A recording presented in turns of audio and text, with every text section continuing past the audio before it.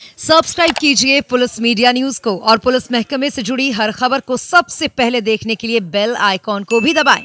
Police media news, एक सकारात्मक सोच।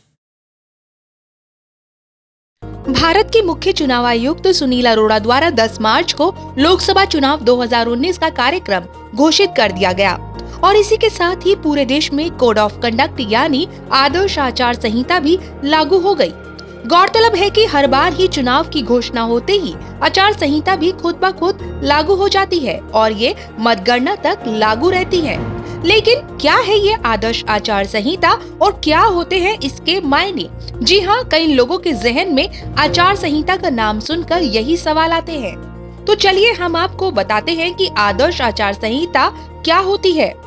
दरअसल देश में स्वतंत्र और निष्पक्ष चुनाव कराने के लिए चुनाव आयोग के बनाए गए नियमों को ही आचार संहिता कहा जाता है और चुनाव आयोग के इन निर्देशों का पालन चुनाव खत्म होने तक हर पार्टी और उसके उम्मीदवार को करना अनिवार्य होता है।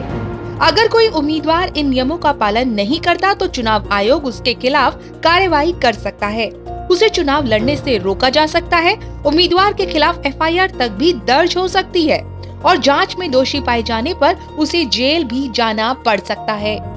आपको बता दें कि आदर्श आचार संहिता लागू होते ही शासन और प्रशासन में कई अहम बदलाव हो जाते हैं।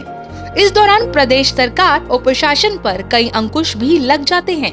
मसलन चुनावी प्रक्रिया पूरी होने तक राज्यों और केंद्र सरकार के कर्मचारी चुनाव आयोग के कर्मचारी की तरह काम करते हैं। वे आयोग के मातहत रहकर उसके दिशा निर्देश पर काम करते हैं। वहीं आचार संहिता लागू होने के बाद सार्वजनिक धन का इस्तेमाल किसी ऐसे आयोजन में नहीं किया जा सकता जिससे किसी विशेष दल को फायदा पहुंचता हो। इतना ही नहीं, सरकारी गाड़ी, सरकारी विमान या सरकारी बंगलों का इस्तेमाल चुनाव प्रचार के लिए नहीं किया जा सकता है। आचार संहिता लगने के बाद किसी भी तरह की सरकारी घोषणाएं, लोकार्पण, शिलान्यास या भूमि पूजन के कार्यक्रम नहीं किए जा सकते हैं। इसके साथ ही किसी भी पार्टी, प्रत्याशी या समर्थकों को रैली या जुलूस निकालने या चुनावी सभा करने की पूर्व अनुमति पुलिस से लेना अनिवार्य होता है। यहाँ आपको बता दें कि राजनीतिक कार्यक्रमों पर नजर रखने के लिए चुनाव आयोग पर्यवेक्षक भी नियुक्त करता है। इस दौरान कोई भी राजनीतिक दल जाति या धर्म के आधार पर मतदाताओं से वोट नहीं मांग सकता और अगर ऐसा किया जाता है तो उस पर चुनाव आयोग दंडात्मक कार्रवाई भी कर सकता है।